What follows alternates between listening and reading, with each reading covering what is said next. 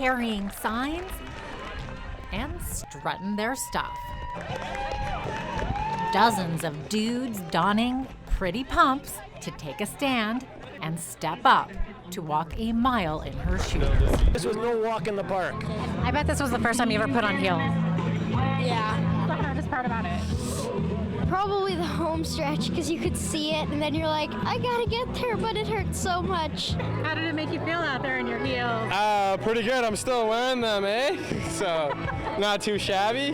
They do hurt a lot. I can actually feel it in the calves. The shoes really offered absolutely no support. That took a lot of effort to walk around. Very hard. My feet are very sore.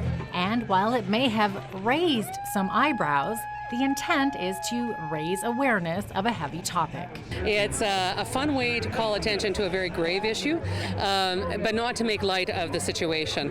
It's a way to engage people that may not normally be engaged in either contributing to the YWCA, talking about domestic violence, and it's a way for some of them, they do it because they know what their moms went through, they know what their sisters have gone through, they may be dealing with these issues. A while back, actually, we had to use it once, just because my mom and dad weren't doing too well at the time. So we did go to the Harbor House at the YWCA there for like a few days, but everything worked out between them in the end, which was good. There are women and children who need a place to go, who need a safe place. YWCA provides that. Last year we saw 620 or 650 plus women and children actually resided with us in the shelter, and we turned away 425 because our beds were full. We saw another 2,900 through outreach services, which was to do everything from court and child custody and access issues to how to find a place to live and what do I do to exist after I leave a relationship.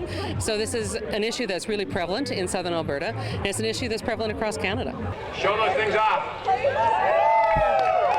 The annual event held at Galt Gardens brought in over $13,000 this year, with more donations expected online.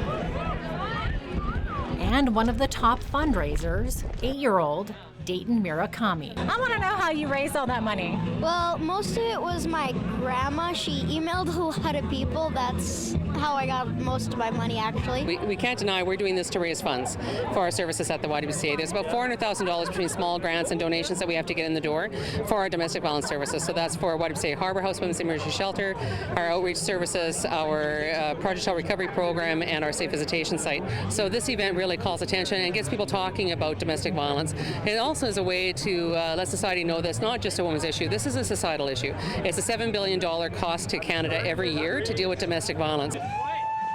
What we experienced with the death of a woman in Lethbridge, that was as a result of violence. She did not have to feel fear in her last minutes of her life. That should not have been the case. For Go Southern Alberta, I'm Jeanette Rocher.